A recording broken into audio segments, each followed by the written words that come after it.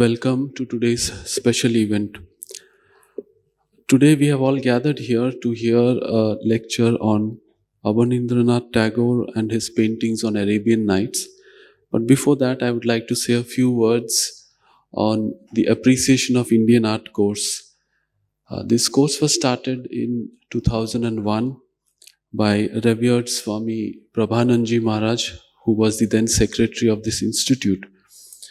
And he had guided us in preparing this course so that a common man who is interested in art yet doesn't know about it and would like to learn gets an opportunity to know about the various art forms, and not just the art forms but also the inner intricacies of art. And this prestigious course has been a source of inspiration and has guided many to venture into the field of art. As Swami Vivekananda says, when I begin to listen to the music with attention and study it minutely, I come more and more to understand it, and I was lost in admiration. Such is the case with every art. In glancing at a highly finished painting, we cannot understand where its beauty lies. Moreover, unless the eyes is, to a certain extent, trained, one cannot appreciate the subtle touches and blendings, the inner genius of a work of art. Unquote. The course has helped innumerable people to train themselves to appreciate art. We have also been able to review this course after a period of 22 years, and we have had the opportunity to invite renowned guest lecturers associated with various fields in art, aesthetics, sculpture, architecture, folk art, theatre, music, as well as literature. Today we have one such rare opportunity to listen to the lecture on Abanindranath Tagore and his paintings on Arabian Nights. Abanindranath Tagore, the nephew of Rabindranath Tagore and the younger brother of the celebrated artist Gaganendranath Tagore, was the principal artist and creator of the Indian Society of Oriental Art and the first major exponent of Swadeshi values in Indian art. He was the foundational and most critically important figure of the influential Bengal school of art, which led to the development of modernity in Indian painting. The orientation in the artistic outlook of Abanindranath created a new awakening in India and brought about a revival of the Indian art, which for centuries lay decadent and hidden from the public view.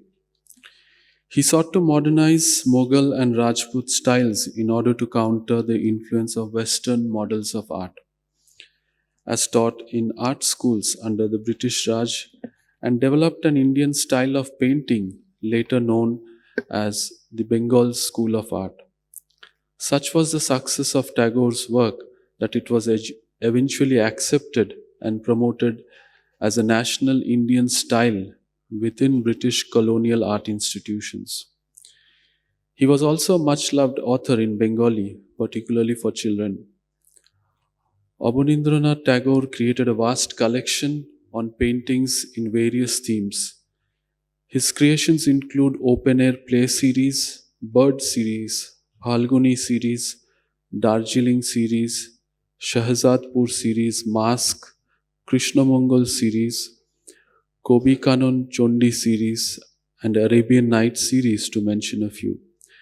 A good number of collection is now available at the Indian Museum, Rabindra Bharati University Museum, and the Victoria Memorial Hall. Around 1930, Abanindranath Tagore made 45 paintings from the Arabian Nights. He had said of these paintings, "You will find all my life's experience in it." Unquote. Along with being a master artist, Abanindranath was interested and proficient in several vernacular performative arts such as Jatra, Kirtan, and Katha. In his Arabian Nights painting, he narrates an alternative view of being from that of modernity in imagining a post colonial nation of creative inclusion. It is a great privilege and honor to host amongst us Professor Debasish Banerji, who is the great grandson of the illustrious Abanindranath Tagore. He is currently Haridas Chaudhuri Professor of Indian Philosophies and Cultures, Doshi Professor of Asian Art, Department Chair, East Wing Psychology at the California Institute of Integral Studies, USA.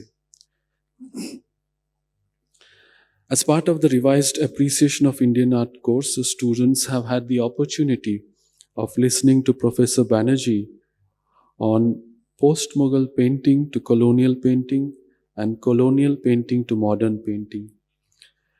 In today's talk, Professor Banerjee will take us on a journey through several paintings of Abanindranath's Arabian Nights series with a view to gain an understanding and appreciation of the artist's visual choice. Thank you.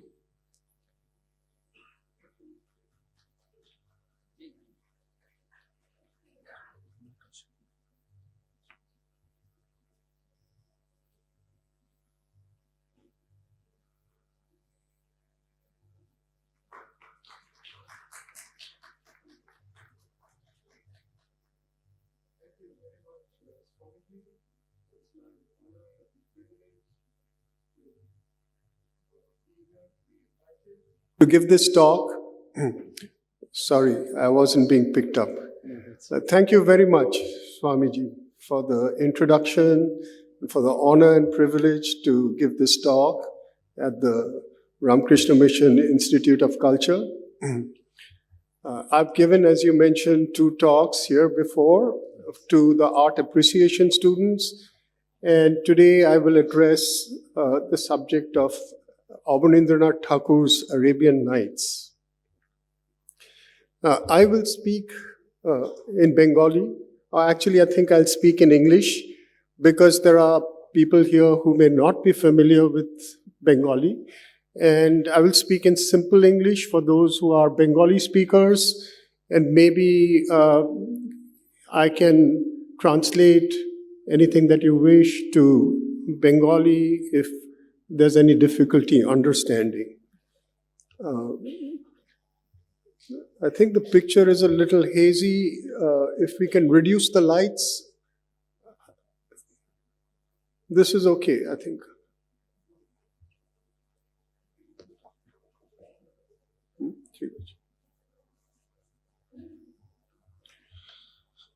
As Swamiji mentioned,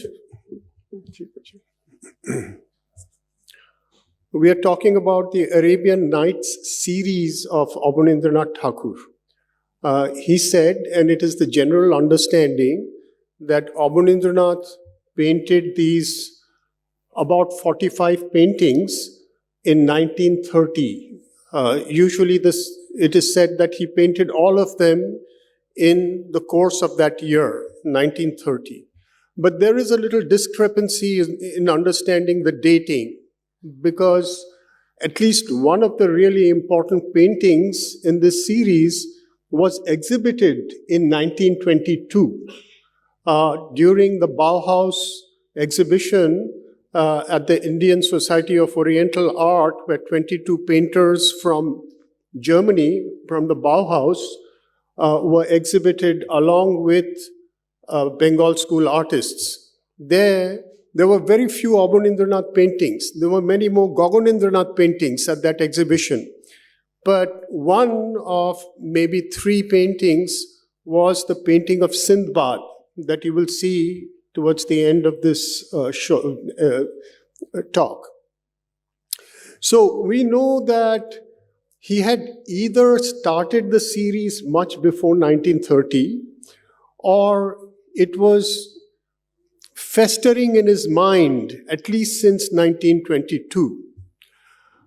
So this series, it's a very special series. As Swamiji said, Abanindranath painted many different series of paintings. And each of them shows us a different side of his thinking. He was not just a painter of scenes, but a philosopher painter, as I see it, as I understand it. So, firstly, it would be good to think about why he chose this series. I think it is a very significant choice. And as Swamiji pointed out, he has said that he poured all his life experience into this series. Not many people have seen the entire series, in fact. It was not even available for seeing for a long time. It's at the Victoria Memorial now, and only a few of them have been displayed over the last few years over there. I have made an appeal that the entire series should be shown, displayed at the Victoria Memorial, and I hope it will be in the near future. Now, to think about why Abanindranath chose this series, it was an Orientalist favorite. Abanindranath often selected these kinds of themes that were well known in the West. So when I use the word Orientalist favorite, what I mean is that the gaze of the European on Asia, on India, is being represented here. It is becoming something that circulates in the West. And there is a certain kind of a idea, an essential idea, what is called essentialism, that goes with this, in that there is a certain kind of a othering that takes place. This is the nature of the person who belongs to this world. It's not our world, it's the world of the East. It's a romantic world, an exotic world, and it is a world to be enjoyed from a distance. Abanindranath often selected themes of this kind because they were an opportunity for him to dialogue with this image of the Oriental. We see this in many of his other series. For example, he has already done a Omar Khayyam series. See, it's the Rubaiyat of Omar Khayyam that he had done a good while earlier. So it's a return to an Orientalist series of paintings belonging to the world of West Asia, of Arabia and Persia and the Islamic world. Now, secondly, the choice of this kind of an Islamic theme is also significant. Some of you may know that half jokingly he said to his favorite disciple Nandalal Bose that he, that is Nandalal, and other painters of the Bengal school ought not to try their hands at these kinds of themes because they were not really ready for it. He, on the other hand, was a Pirali Brahmin, and he's making fun of this fact that the Thakurs were ostracized Hindus. They were already exiled, in a sense, from the category of Hindus because somebody in the remote past had been converted to Islam. So there was a way in which they were called Pirili Brahman, or Pirali Brahmins. So as a Pirali Brahmin, he arrogated to himself the advantage of being a quasi-Muslim. So he could take on the character of a Muslim insider to make these paintings. You see, this idea of the insider is very important. That is exactly how he counters the hegemony of the Orientalist gaze. The Orientalist is seeing the Eastern person as an outsider. But Abanindranath is coming to this even as a Islamic text, as an insider. And we will see how he complicates the idea of what is this inside.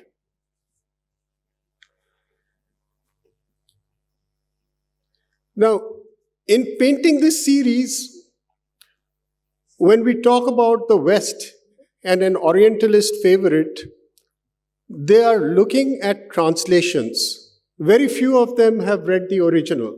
And actually, what is the original? Because this is an oral text. There are several versions of this text that are circulating in the Islamic world. In fact, one of the really important versions of this text was here in Kolkata. It was at the Asiatic Society, and that's the version that was used by Richard Burton to make his authoritative English translation. Abanindranath was very familiar with this circulation of texts and the oral nature of the Arabian Nights. But he has also stated that he was out looking for local versions of this text through his cook, Talab Ali, who he sent out to Bottala to collect Bottala manuscripts of what he called Kechas. Kecha, the word Kecha, which has the notion of some kind of controversy or scandal, literally means story. It comes from the word kissa. Kissa means story. So these stories that circulated in the oral circles of local Muslims in Kolkata was what he was collecting. And as we'll see, the few of the paintings that are inscribed in local Urdu, which he has got from some texts in the region. So this is an approach. Already we can see how it is an approach that he is localizing. He is making it his own. It belongs to his world. The world of Jorashako, the world of Kolkata, and the world of the Muslim who is integrated into the culture of local Kolkata as well as of India. Now, the other aspect about this text is that it's a pan-Islamic text. Up until the 18th century, if we talk about the advance of colonialism across Asia, across the world, there was an empire. And this empire, which covered a lot of Asia, North Africa, and South Europe, was an Islamic empire. It was a caliphate. And this text is actually, this Arabian Nights is actually really covering the entire extent of this pan-Islamic world. Stories in it come from Cairo, you can see the reference to Basra, to Baghdad, to Cairo, and then going east all the way to China. Many stories have characters from China that appear in the story themselves. Now, another important thing that is happening at this time is nationalism is unfolding inside India. And there was an important movement that arose that was known as the Khilafat movement. The Khilafat movement was trying to build support for the importance and revival of the caliphate. Now, several people in Indian nationalism supported this movement, but neither Rabindranath nor Abanindranath were really in support of the Khilafat movement. They were not so much in support of it because it was a religious movement, a movement in which the caliphate was trying to reassert itself.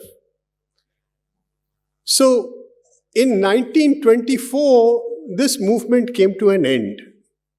The reason it came to an end is that the caliphate completely collapsed because it was outlawed by Kemal Pasha in Turkey. But Abanindranath looks at this pan-Islamic world not in terms of a religion, but in terms of an extended culture. And from this point of view, he's much more interested in the idea of pan-Asianism. This is the context in which we have to understand Arabian Nights. Abanindranath, which is something that has not been studied to that extent, was very much invested in the idea of pan-Asianism. He considered himself to be a pan-Asian Indian and Bengali. This idea he got from Okakura, who came to India in 1902 first, and then I think in 1914, met Abanindranath both times. A very interesting thing is that there is a link, one may say, to this institution here that I'm speaking in today.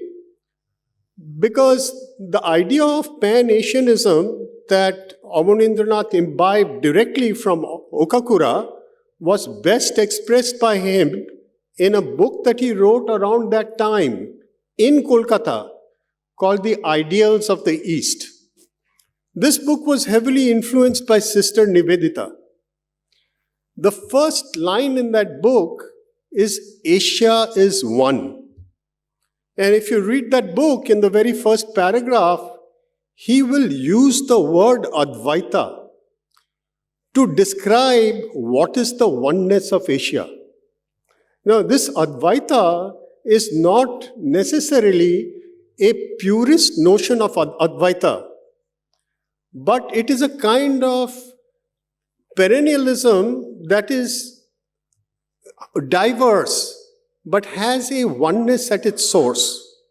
This is the idea that he is portraying. He's actually using the term, which he must have got at that time, given the circles in which he moved, from Sister Nivedita, with whom he was very close. So, he also is talking here about the Asian peace. One of the ideas that he's giving over here is that there was free conversation and interchange among the nations of Asia in the pre-modern world. And it was a conversation that stemmed from a sense of spiritual unity. Now, however true or false this may be, people have contested this view. I believe that Okakura was presenting this view as a possibility of the future. Also a possibility that remained in the past. But he was projecting a certain kind of an idea of interchange that made Asia one. He called it the Asian peace. And if you read the book, you'll find that there is a distinction he's making between the colonizer, he's calling it the white peril, the danger of colonization, and the nature of interchange within Asia that he calls the Asian peace. This idea is present, as we will see, in a subliminal way throughout the Arabian Nights paintings. Another fact to take in consideration when looking at these paintings is the nature of storytelling. Now, Swamiji has mentioned about Abanindranath's investment in performing arts. All the performing arts, particularly the communitarian performing arts that have to do with people participating in those arts, like Jatra, for example, or Kathokatha, or in this case particularly the general idea of storytelling as a activity of the East. He was a great storyteller himself, as younger people that he mixed with easily can attest.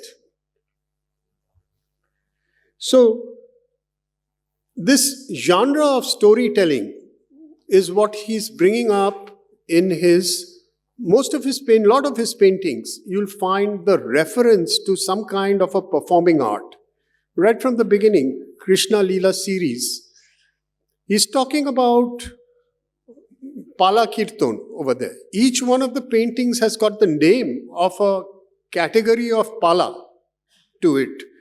So similarly, over here, they're paintings, but they're also meant to come off the wall and become a manner of talking about, creating new stories, circulating in time.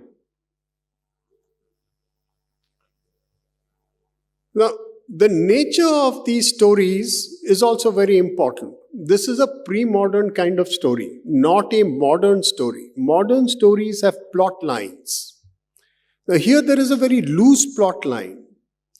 There is an episodic way in which the story progresses, but it progresses through association rather than by earlier decision of how the story is going to be told.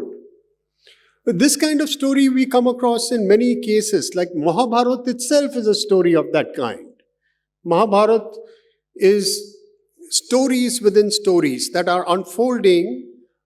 In fact, even the whole beginning is contesting an origin for the story. The story goes back several times, and as a result, it is also inviting you to take it forward into time. This kind of story is called a frame story. In other words, there is a frame to the story, and within that frame, there is an unfolding of many other stories using that frame to go forward. Now, what is the frame of the Arabian Nights? It's a simple frame. There is a king who spies on his wife and her concubines and discovers infidelity. So they have gone out of the palace, and the king's brother has been, experienced a similar kind of infidelity, and tells the brother that this is the nature of all women. And the brother says that's impossible. So she says that, okay, let's come and look at what's going on now that you've left the palace. They come back and they see that the queen and the concubines are in the original, what is original? In the earlier pre-modern versions, they are having sex with lots of others.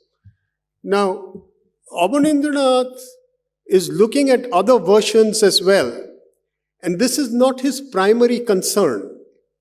His primary concern is with talking about the way in which the internal lives of people are being policed and controlled by authority. So it is not necessarily about sexual deviance that he's talking. And we'll see that in his frame story, he's quoting from the Urdu version that these particular people, the people of the inside, which is the courtesans and the queen, are just having fun because they are by themselves. It is the zanana, as it was known at that time, and they're in the zanana and they know the king is not there. They can have fun. So they are having merriment. And that occasions a certain kind of very severe reaction from the king. He decides to marry a woman each day and execute her the next morning. Now, if we look at this philosophically or theoretically, we consider this as a kind of a contrast between two versions of life itself. And by versions of life, we also mean versions of time, experience of time. On the one hand, we have clock time. Because what is happening over here is that the world that is going to unfold after the decision of the king is a world that is only of 1 day each. These women who will come into his life and be killed and replaced by another woman exist only for the function of that one night. They have no difference from each other, and they have no duration in time.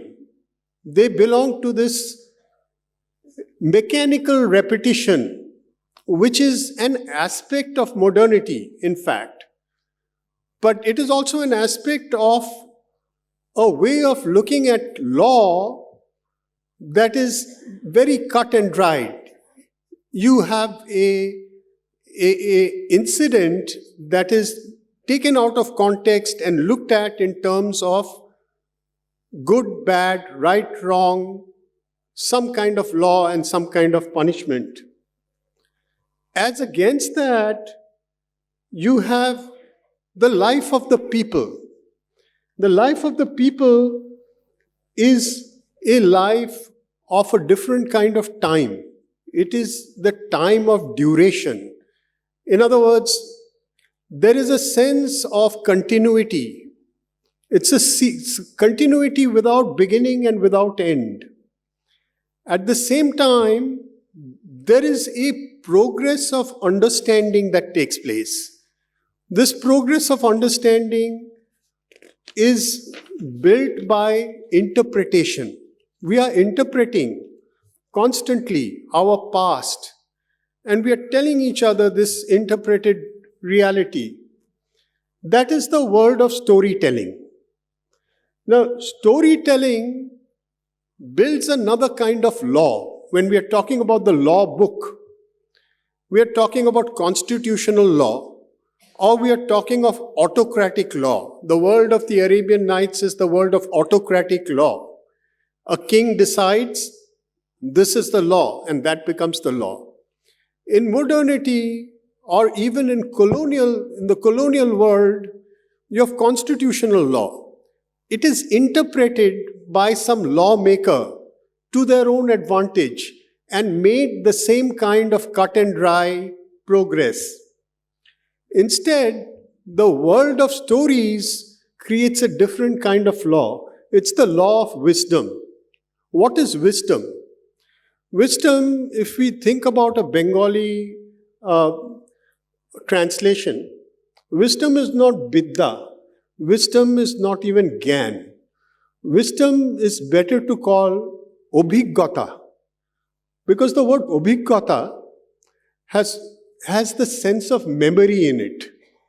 Wisdom comes from the density of experience. People who think about their life, their experience, they find that they come into contact with a sense of oneness in all their experience. That is the wisdom. If we take an incident and if we think about it in terms of many variations and can come to a sense of unity of all that variation, that is wisdom. And along with it, there comes a sense of compassion, a justice of compassion. This is the alternative to the world of clock time and of rational judgment that we see in the Arabian Nights. These are the two worlds that are being constantly put in relation. Finally, I would like to say a few words about the names of the main characters in the framed story. Okay, so we find that the king, who is at the center of this entire thing, is the center literally of the world of the Arabian Nights, holds it together. His name is Shahryar. Now the word Shahryar is actually broken into Sheher and Yar. Sheher Yar. Sheher Yar means friend of the city. See? Now, of course, he is not behaving like the friend of the city, but that's what the essence of Shahryar or Shahryar is. His brother is called Shah Zaman, which means king of the age. So we see a kind of a play between a microcosm and a macrocosm. The macrocosm is in a sense, like the shadow reality of the microcosm. The event is unfolding in the microcosm, but it is related to a macrocosm. So you have the sheher and you have the zaman. Similarly, the person who is going to tell the stories is Scheherazade. Now, she's known as Shahrazad in English, and also in several texts she is called Shahrazad. In Abanindranath's inscriptions, he sometimes uses the term Scheherazade, but he often uses the term Shahrazadi. Shahrazadi means daughter of the city. And on the other hand, you have her sister, whose name is Dunya Zadi, daughter of the world. It's a similar kind of relationship between macrocosm and microcosm. And this is the interaction that is taking place. Now, with that, let's look at some of the paintings. Now, these are the earliest paintings. Now, one of the things is some of the records that we have are from people who've seen Abanindranath painting this series. Jashimuddin has written that he came across Abanindranath painting these Arabian Night stories, and he showed him many paintings that he had made from just the beginning. And Jashimuddin comments, how do you plan to finish this large number of stories if you're spending so much time over just the first few pages? And Abanindranath says, this is a magical book, and it will complete itself by magic. And indeed, that happens, but we do find when we look at the series that he paints many more versions of the earlier stories and many fewer of the later ones, partly perhaps due to this reason. So the frame itself is given to us in at least 5 paintings before the stories are told. There are several paintings that he gives us, but these are the 2 main ones. And you see on the left, that is the painting of what is happening inside the zanana when the king leaves. And the inscription, all the inscriptions are not so easy to read, but some of them are more easy. And this one is very clear. It says, and it's in Urdu, in Abanindranath's typical Nastaliq, fall Nastaliq calligraphy. उन सबको यकीन था कि बादशाह शिकार को गया है, मकान खाली हो गया। उस लोग आधी रात तक उस बाग में रही, फिर उसी बाग की तालाब में गोसल कर अपने कपड़ा पहन उस चोर दरवाजा से महल में गई। In other words, they have come out into this garden and they are making merry. And then they dive into the pond and play about over there and then enter back into the palace from a concealed entrance, Chor Darwaza. So we can see this. This is like a Mughal or Rajput painting that he's actually reconstructing over here. We see several paintings like this from the Mughal era, actually, of musicians, dancers, and singers. And we get a sense of the clandestine nature by the one person who's standing. We can just see her, peeping out from one of the inner doors. And there's another very interesting fact here, which will be more heightened when we look at the next painting. The next painting to the side shows the 2 brothers peeping through the wall. So this is the whole notion of peeping in, which is also an aspect over here of justice, but also an aspect of the way in which in our world we are being constantly observed. There's a kind, the inner domain is constantly under observance for a certain kind of control. See? Now, the very interesting small details that Abanindranath puts into his paintings, those who know the photographs of the staging of Daghor in Jorashanko in 1915, some of these paintings used to be at Jorashanko in the museum, actually, on one of the walls. I don't see it there now. Some of them were taken by Gaganendranath himself. They show us a cage, empty cage. And, it's also partly apocryphal, partly coming out of the family. My mother used to say that this was something that Abanindranath put in, that empty cage, to signify the fact that the life of the young protagonist, Amol, had flown. Paki ude gache. It's an empty cage. Here he has a cage again with a bird sitting on it. And in the other painting, you see two pigeons on the parapet. See? And this is a play of Khachar Pakhi and Boner Pakhi, the free bird and the bird that is caged. See, that we are seeing over here in a kind of a surreptitious way, which is one of the metaphors used by Rabindranath and also Abanindranath when he writes about this particular theme. Now, this is what follows, and this is a line drawing. Abanindranath never painted it. He left it as a line drawing. It shows us King Shahryar executing his wife and his concubines. You can see a crying figure to his left, and you see some women on the side waiting near the door. The first one actually has a sword in her hand. So there is a woman kotwal, and behind her there is somebody with a veil.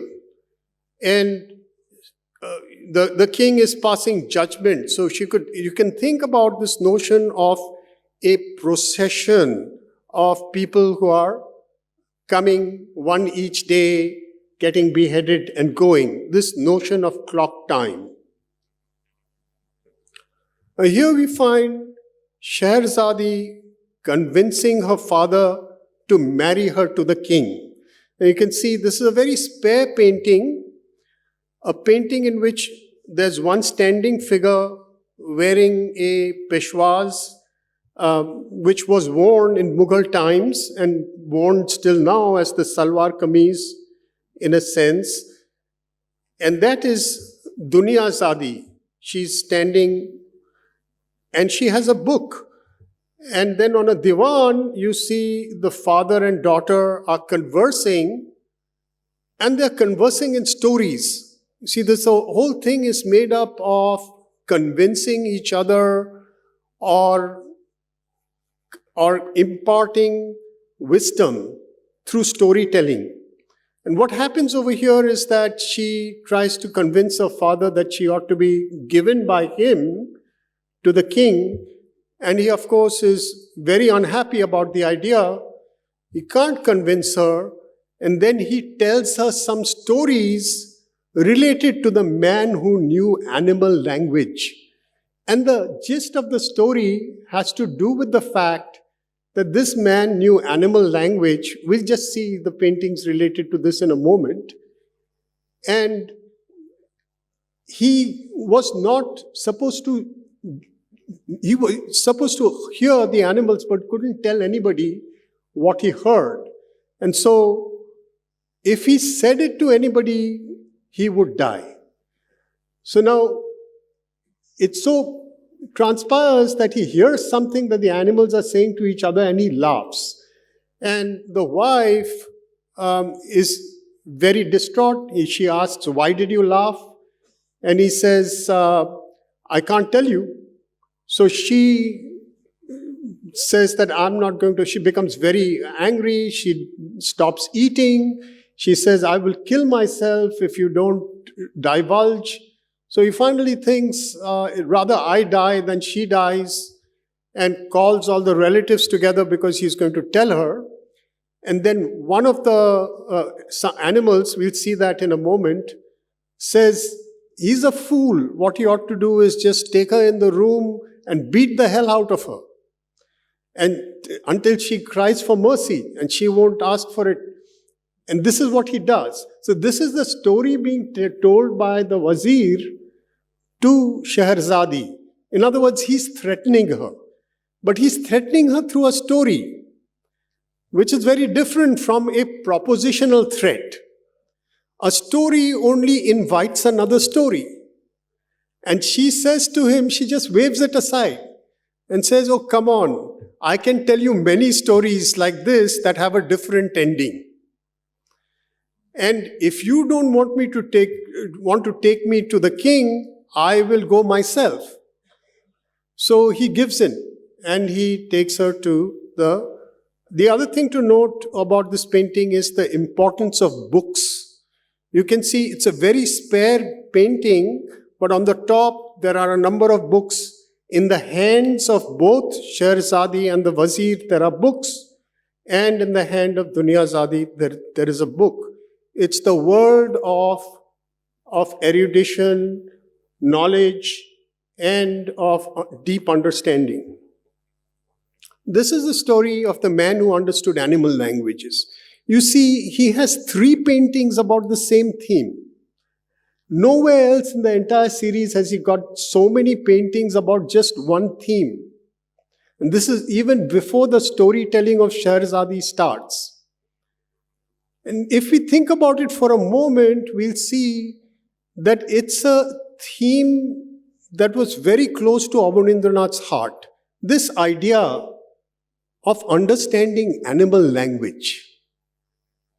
You see it in Budo Angla. This is the very central theme of Budo Angla. You see it in Kobi Konkon Chondi paintings. And even those who knew him from his inner circles have talked about how sensitive he was to birds, and I see it in his bird series, birds and animals, as if he wanted to bridge the divide.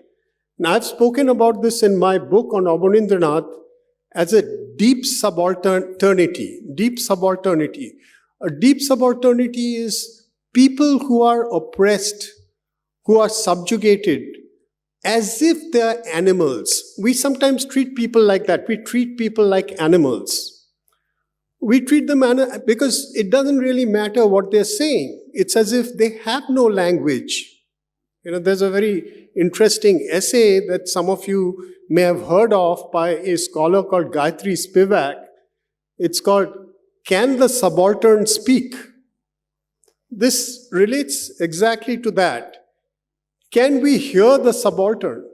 Do we make the effort to translate ourselves into another frame of being, not just a frame of understanding? So this is something that he highlights in these paintings. One thing to note is the wash being used. Arabian Nights is probably the height of the perfection of Abanindranath's wash technique. In some cases, he uses very little of a wash, as we saw in the previous one. It's almost monochromatic. And in some, like this, there is a very sensitive use of the wash. The use of the wash takes us into a moody world, a world in which many things are contained at the same time. It's a virtual world. Anything can pop up. It's just like the nature of our deep emotions. Sometimes when we feel emotional, we cycle through many different emotions within a short period of time. They coexist in us. So this is really the space of the world in which man tries to understand animal language. You can see in this particular case, the animals involved first are an ox and a donkey. In the middle case, you see in the stable an ox and a donkey. There's a goat. It's a merchant. He keeps animals. And in all the cases, you see a rooster and a dog, because that's the first story has to do with conversation between the ox and the donkey. And then the next story is where the dog is telling the rooster that our beloved master is going to die because his wife is forcing him to divulge animal language. And the rooster says, "Oh, come on, he's a fool. He ought to just beat the heck out of her." And that's what we see happening over here in the third picture, where in all these cases you have the tree and you see him with a stick. There is a stick in all these cases. And here he's using the stick to beat the wife. Now that, of course, leads to this situation where Shahrazadi tells stories to Shahryar. This is a beautiful painting. Unfortunately, it isn't showing up again because of the very, very fine wash. Many people have noted that you can never print Abanindranath's paintings because of the very difficult, it's very difficult to represent the colors. And in fact, if you see these paintings in reality, you will easily attest to how the feeling that you get from them when you look at them in reality can never be reproduced. In this particular case, apart from this very moody wash, which is taking you into the world of stories, hazing the reality into the world of stories, the portraits of the figures are totally masterful. Abanindranath produced paintings in which each face was distinctive. And they really came from his study of actual humans, actual portraits. This particular painting, I'm going to try to see if I can enlarge it.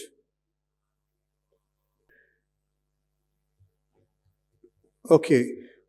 If you get a chance, you will see that the painting of Shahrazadi's face shows her to be a person of tremendous intelligence and strength. She's looking straight at Shahryar, and the confidence in her gaze is something which is reminiscent of figures like Noor Jahan.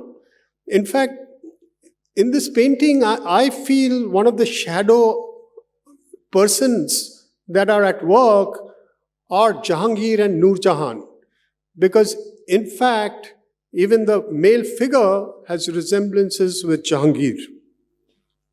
Dunya Zadi is wearing a sari. Again, he's constantly creating this polycultural world, which is the world of the entire Asian, pan-Asian zone, but also the world of Calcutta. It's the world of Kolkata of Abanindranath's time that has denizens from all these various places in it. And he's seeing this as the world of the nation to come. This is the painting of Aladdin. Now, Aladdin's story is not part of the traditional Arabian Nights. The story of Aladdin, the story of Ali Baba, and certain other stories that have become favorites now were added in the 18th century, but they translated back into the pan-Islamic world. And even in the Urdu Bottala productions, Ali Baba's story, Aladdin's story were being retold.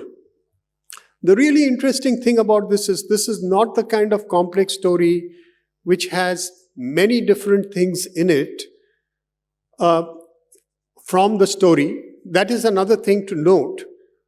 Normally an illustration, when we talk about illustrations, are copies of specific scenes from the text.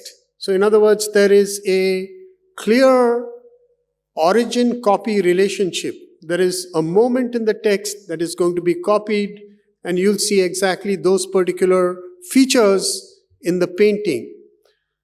When Abanindranath paints a story, it's like a ideal world, or by ideal I mean the idea of the story, all the characters, all the features are present in that from where they may be generated. Now, this is also a notion of painting that is pre-modern.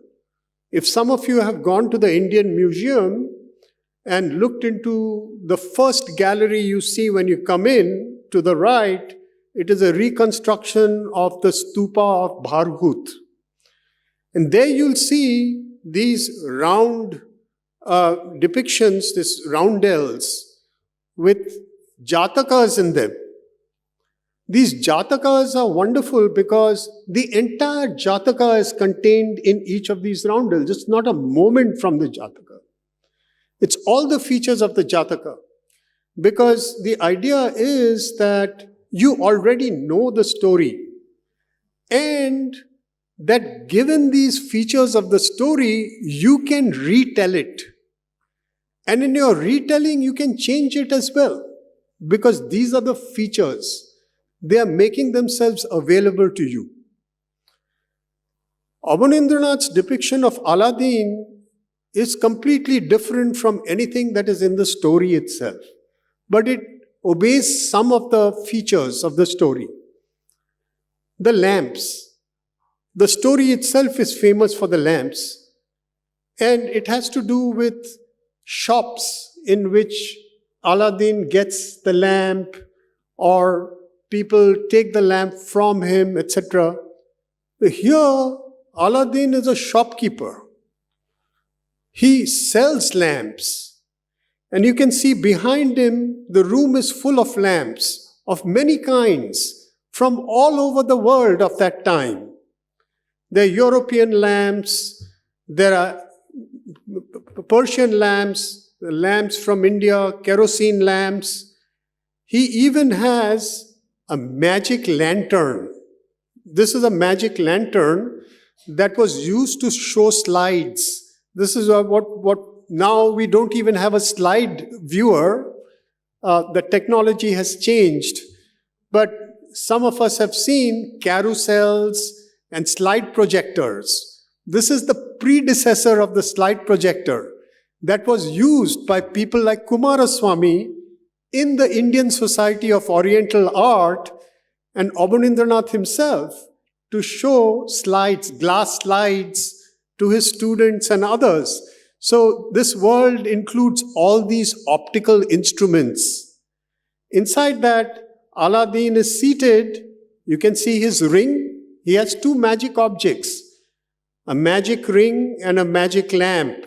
You can see him with these two. But the really remarkable fact of this story is that Aladdin himself is the source of light. You can see all the light in this painting is radiating from Aladdin. So that is a certain kind of a take on what we call the enlightenment. See, what is the enlightenment? The enlightenment is not something from the outside. It has to arise from the inside. And in that sense, the Arabian Nights is pointing to this creation of an inner world of enlightenment. This is another story, favorite early story from the Arabian Nights. This is taking place in Greece. It is King Yunan. Yunan, of course, in Arabic or Muslim medicine is often called Unani. This term Yunan, which is related to our Indian term Jabon, is actually coming from Ionia. Unani is Ionian. It's really part of the Greek world. So King Yunan is a king from Ionia, and Sage Duban is a physician. King Yunan has leprosy, and Sage Duban is somebody who comes from outside and says, okay, give me your polo stick, and puts a certain powder into the handle of the polo stick and says, go ahead and play polo. You will be cured. The king plays polo, and the perspiration of his hands causes the powder to come into his blood and cures him.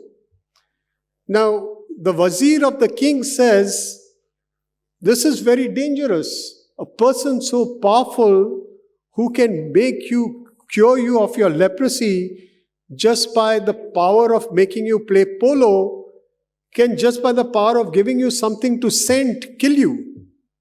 So you better get rid of him. This is a story of jealousy. So the king at first is not convinced, he doesn't like the idea, but he's finally convinced by the wazir. He calls Sage Tuman and says, I'm going to kill you because you are very dangerous. My wazir has told me you can kill me, so I'm going to get rid of you. So the sage says, okay, if you're going to do that, you put my head on a platter and all my books are yours. I have a very special book. You take that book, and in the third page of that book, there is a spell. If you read that, my head will answer any question that you have. So I will still be available to you. The king thinks that's wonderful. He gets hold of that book, and that's what you can see here. He has the book in his hand. The early pages of the book are all stuck. So he has to put his spit in his hand to open the pages. When he opens the page of the third page, there's nothing written on it. He's wondering why he's asking him to open that page. But the fact is, there is poison on those pages. And since he put it in his mouth, in a little while, the poison works and he dies. It's a story which is again very complex. These stories are being addressed to the king. In other words, there is a message in it for the king. The message has to do with the fact of suspicion, revenge, and the disastrous ends that can come if you interpret things wrongly. See, which is in a way exactly what the king has done in this particular case. I'm talking about Shahryar. Now, of course, there's lots of stories about love in the text, and because this is the frame story, has to do with man-woman relations, and there are again stories that have different endings. So I'm showing you two stories that come from towards the latter part of the traditional book. And one of them has to do with Qamar al-Zaman and Princess Budur of China. Again, two very different worlds. One world in Persia, one foot in Persia, one in China. The two of them, this is a very long story. Many of the stories, it's a story cycle, just like in the Mahabharata, stories within stories that unfold. But if you reduce it, Abanindranath uses only the first part of the story. And if you study the many versions that were making their rounds, there is a version that is only restricted to the first part. It comes to a happy ending with the first part. This is the version that he's using. Qamar al-Zaman is a prince somewhere in Persia, and he refuses to marry. And similarly, Princess Budur of China refuses to marry. And one fine night, see, this space that we are talking about is a magical space. It's what we call a space of magic realism. So, supernatural beings inhabit this space. So here we find a jinn and an ifrit, two supernaturals of the Islamic world. They come together while Qamar al-Zaman is asleep, and they decide to adjudicate which of the two of them, Qamar al-Zaman or Princess Budur, is better looking. And so one of them spirits Princess Budur to the same room. They are side by side. They wake up one at a time and get infatuated by the other, and they exchange rings, are put back to sleep and put back in their places. But the fact that the event happened is retained by them through the ring. Now, again, this idea of a ring as a memory device is very popular and common to the ancient pre-modern world. This is behind the story of Shakuntala, for example. In a similar way, there is this notion of something by which we can remember that which has happened in the past. Now, if we can see, this is not a very clear picture, but if we can see it clearly, there is a ring on Qamar al-Zaman's hand. But Abanindranath has added something else which is not in the story at all. That is a painting. The painting is a memory device. You see the painting that Qamar al-Zaman has on a little pedestal there. Presumably he has painted it himself, because you see underneath it a little tray, the kind of tray that Abanindranath himself used to wash his paintings. So it is as if Qamar al-Zaman, having woken up, has painted a picture of that event which fades away but remains in his memory. This notion of memory, again, is very key to the understanding of the difference between the two worlds. The world of clock time, where everything changes day to day and there is no continuity, and a world of process in which the future comes to us in the past and we retain its memory and it allows us to recover it in the future. This is what is happening here. And he shows us two paintings of this story. The second painting is this one, where Qamar al-Zaman has traveled to China, and you can see Princess Budur of China over there wearing Chinese clothes. The interesting thing, of course, is that Qamar al-Zaman has transformed and he is now a Rajput horse rider. You can see him with a turban and he has a bow and arrows, sort of like paintings of the Ramayana in the Mughal court. So we find this transformations of the ethnicities of this entire Pan-Asian zone that is being shown to us by Abanindranath.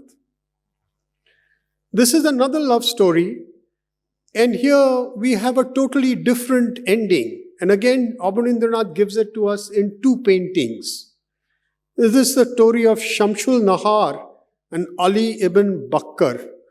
So the first one, you see these two figures, again a painting that is common to us from some of its features, at least from the Mughal workshops of Akbar, particularly of Akbar.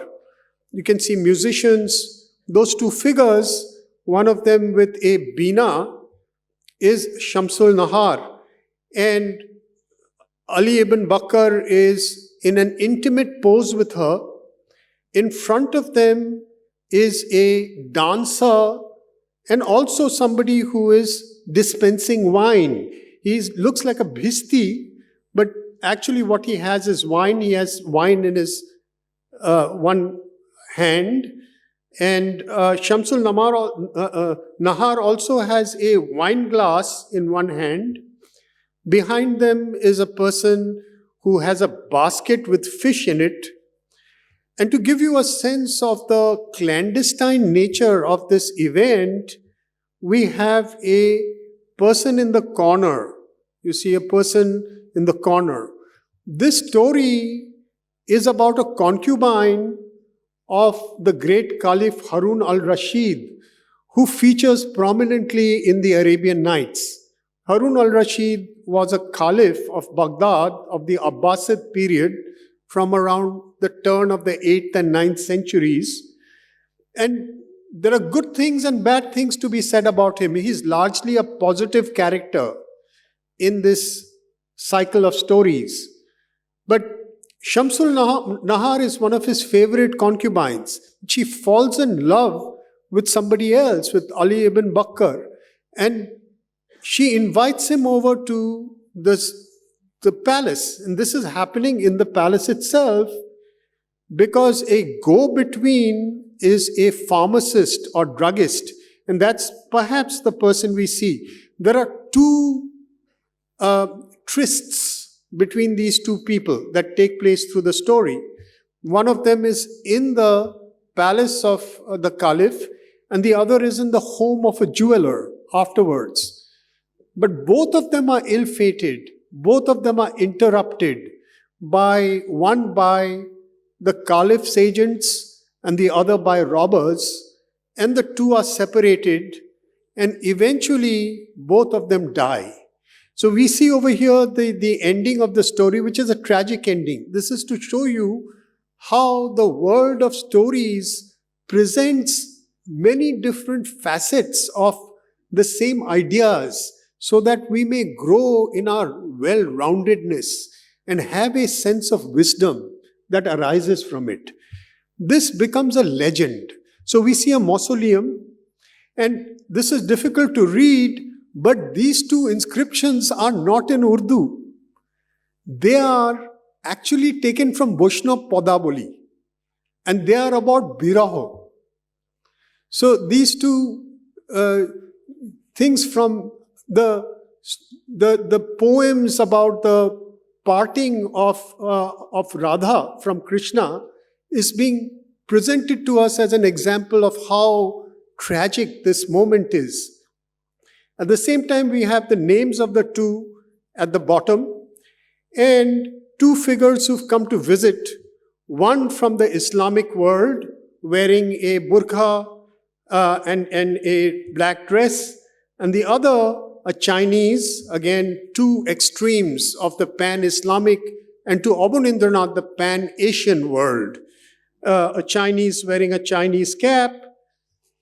And to the king, the message is that yes, you can get rid of those people that you think are being unfaithful to you, but maybe it's a matter of true love, and it will come back to bite you because it will become a legend. Just like the whole notion of the martyr. You can kill a martyr, but a martyr lives longer than the person who's killed the martyr. So there is a way in which the story is moderating the whole notion of what authority can do. This is another story that appears in some versions. It's about Zain al-Asnam and the ninth doll. So here, all I want to point out is that Zain al-Asnam, who is the person to the right, is a prince, and his father dies, and he finds out from a dream about a subterranean chamber in one of the rooms of his father. And from that he comes to know about 8 dolls.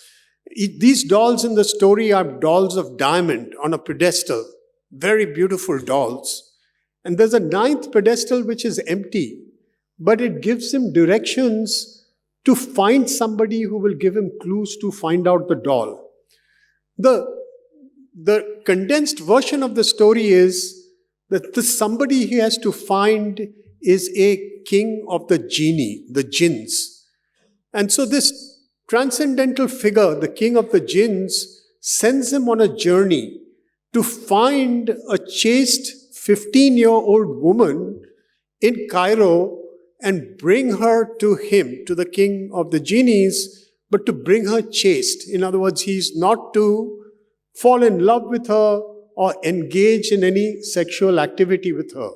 He does this, and then the jinn says, of course, there are different versions of this story, but in this version, he does this, and the jinn says, all that I told you was a test to prepare you to receive the 9th doll. And this woman is the 9th doll. She's better than all the 8 dolls that you saw.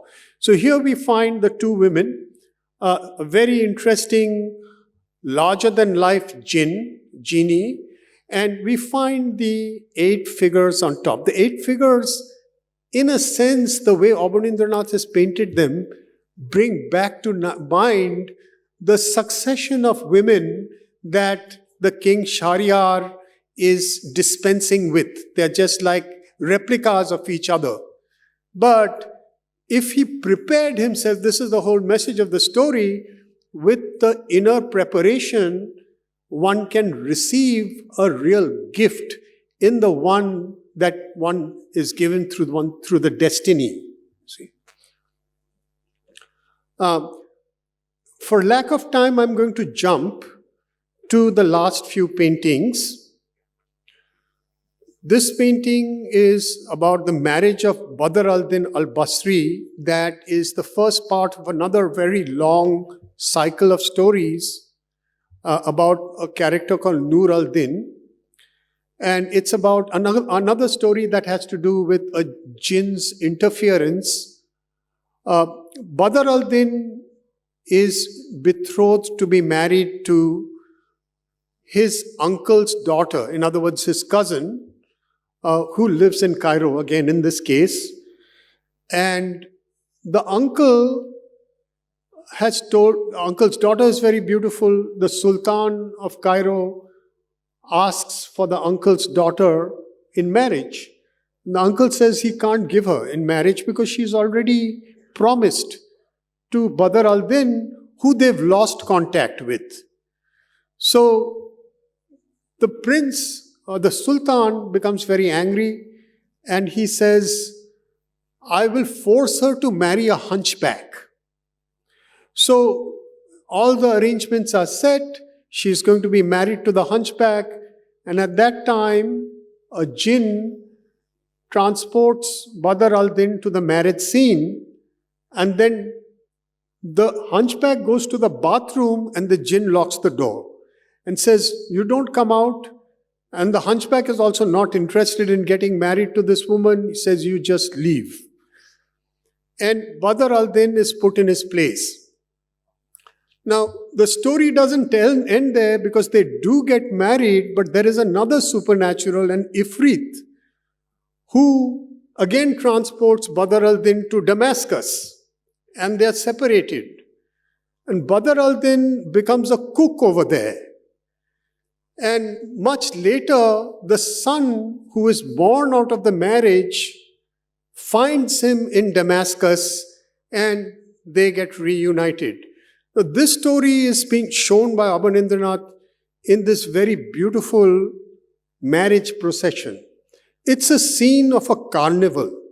And some of you may know about the notion of a carnival. The famous philosopher Mikhail Bakhtin has written about carnivals as events that upturn the order of authority in a state.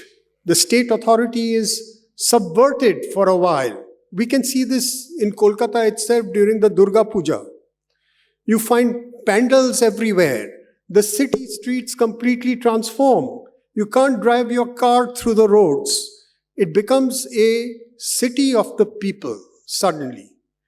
In a similar way, we find in this painting all these carnivalesque characters. Abanindranath does not get rid of the hunchback. He is present as a counter on a donkey, as a counter to Badr al-Din, who is on a horse. You have these two very interesting magical beings with masks who seem to come directly out of processions of supernatural beings in Japanese paintings. And then, most interestingly, you have a British character who is sitting with two bottles in his hand. And if you see a close-up, you'll realize he's totally drunk, he's sozzled, and he's playing the tom-toms with the bottles that are now empty.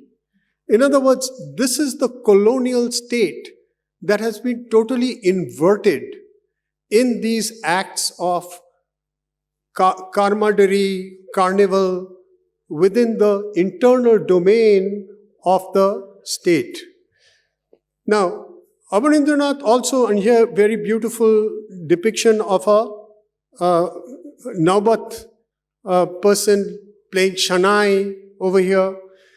And underneath this major scene of the procession, you have another register in which activities of the people are taking place.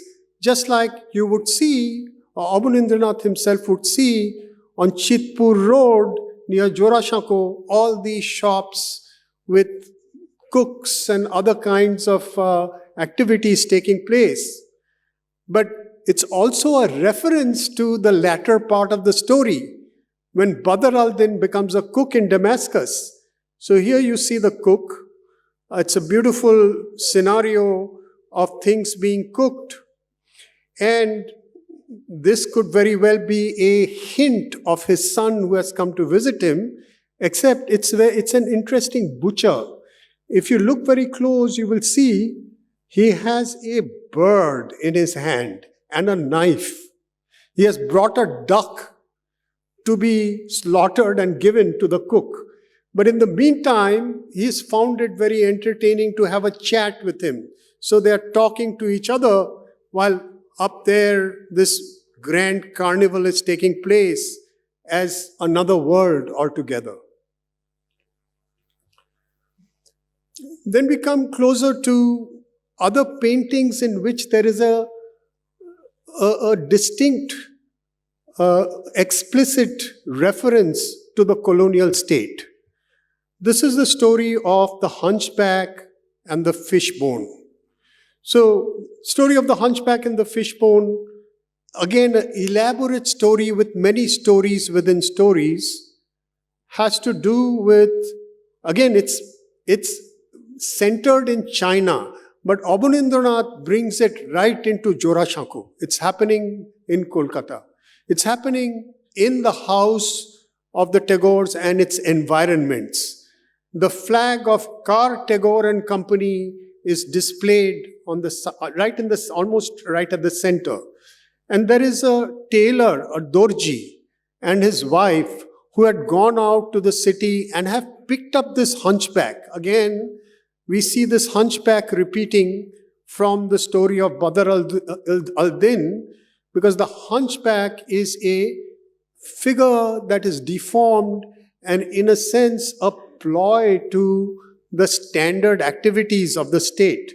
They bring the hunchback and stuff his mouth with food, and he chokes on a fishbone and apparently dies. He becomes unconscious. What you see them doing is they're trying to bring him back to life by hitting him in the back, etc. Pit thukche, as they say. You can see the wife is beating his back. The dorji has got scissors in his hand with which he's cutting his clothes to make some more space for him to perhaps cuff up the fishbone. Now, in the story, the dorji and his wife think they've killed this guy. So they take him over first to a doctor, and they ring the doorbell, they go inside, they knock on the door, they go inside, the door is open, leave him on the steps and leave. The doctor comes out.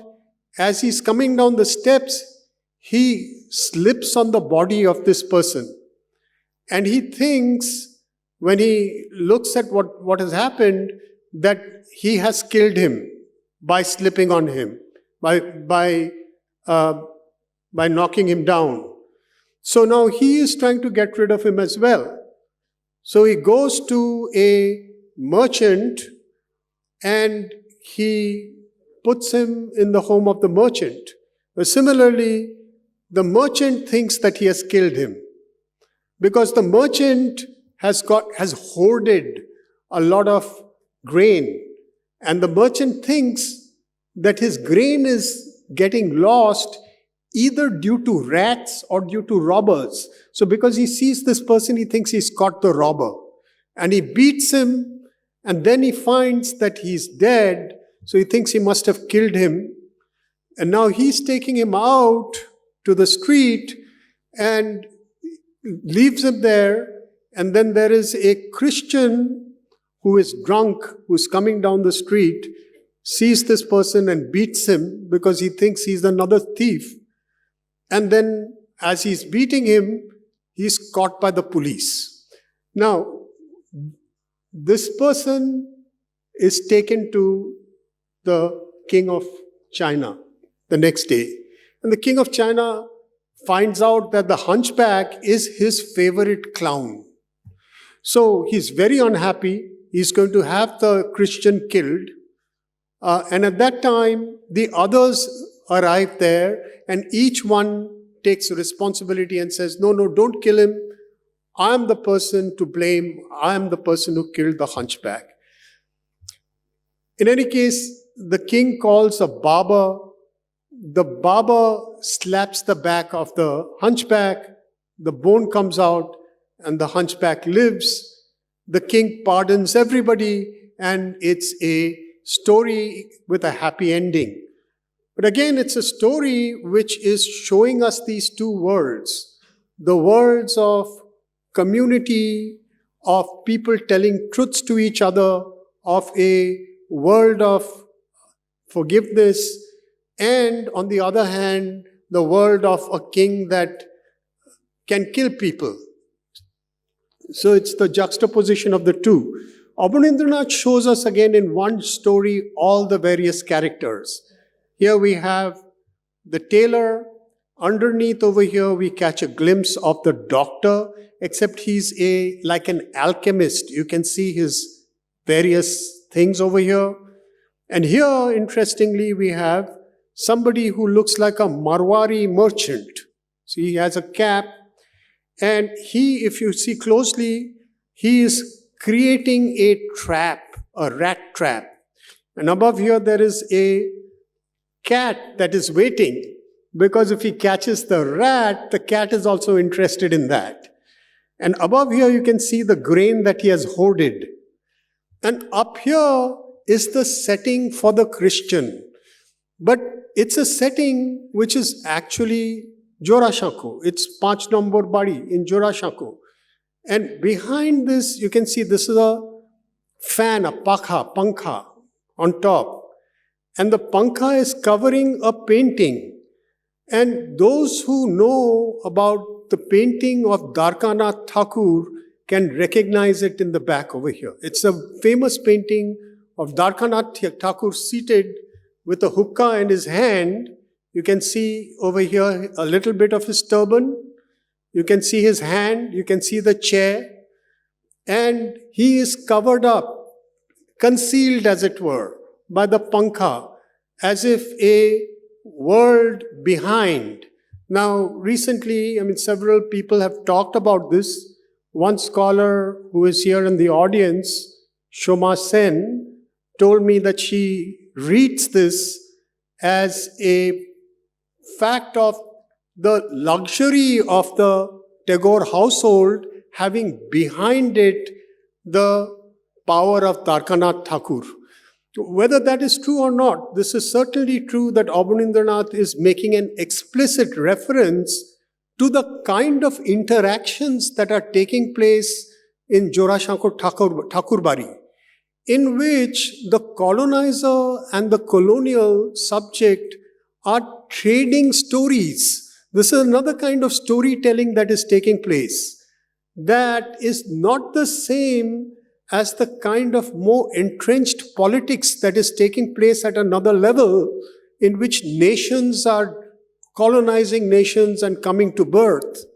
This is a story, this is a world in which secrets are shared, and another kind of world is coming to birth from an understanding that is deep, a deeper understanding among people. Finally, this is the frame story of Abanindranath. Just as the whole Arabian Nights has a frame story, which is that of Shahrazadi telling stories to Shahjahan, to Shahryar. Abanindranath has framed the entire series with this painting, which is the first one, as I said right in the beginning, that he painted way back in 1922. He calls it Sindbad the Sailor. And what it shows us is his ideal conception of the whole series. What is it about? It's about the Pan-Asian world and about Sinbad as the figure of wisdom who is telling the stories that unites the Pan-Asian world. Sinbad himself is seated side by side with a child. And of course, there's many ways of seeing this. When Abanindranath was writing or painting the series, he was surrounded by his grandchildren. This is the first generation of grandchildren. People like Abanindranath Tagore and others of that generation that were being born or that had become children. And we can see that it's a kind of almost like a self-portrait. He is telling stories first and foremost to these children. But this figure also has to be read as Abanindranath himself. Just as for those of you who have read Pothe Bi Pothe, he provides a foil for himself in the character called Obin. Obin is like his own inner child, his psychic being. This is his creative child who never changes in his age, even when the wisdom of experience. So these is the juxtaposition of two people in one. The one who is wise in experience and the one who has a child in his creativity. They are together in this. They are the duo that are understanding the minds of the extended periphery of the Pan-Asian world, which is actually also the local world of Kolkata, and in Abanindranath's mind, the world of the nation India to come. It is a world which has Chinese people, Persian people, Hindus of India, maybe Muslims of India, Afghans, all told to you by their dress.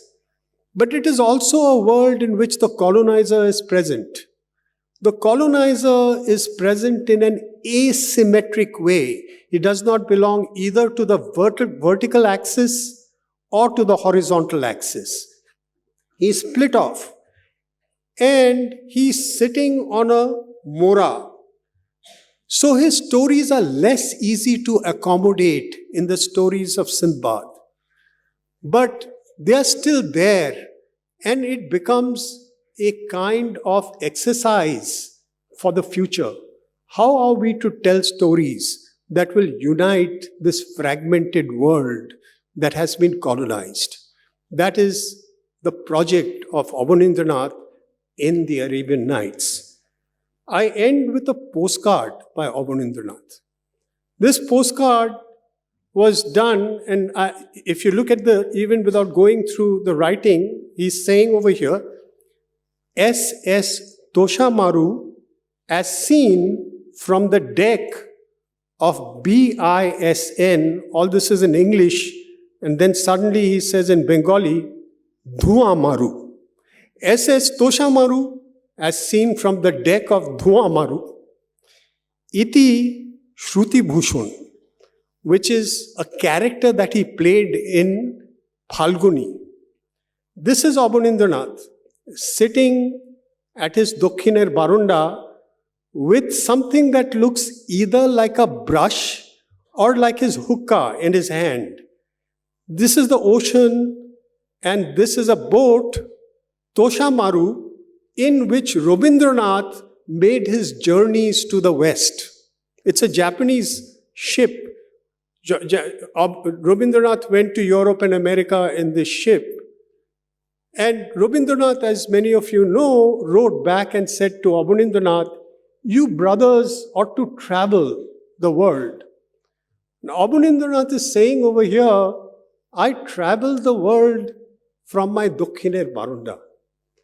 And I also travel on a ship. It is called Dhua Maru. It is my ship of internal imagination which blows smoke on your world of external travels. It is all within me. So this world of storytelling, of inner journeys and of inner understanding is what he invites us to undertake to build a new world and a new India. Thank you.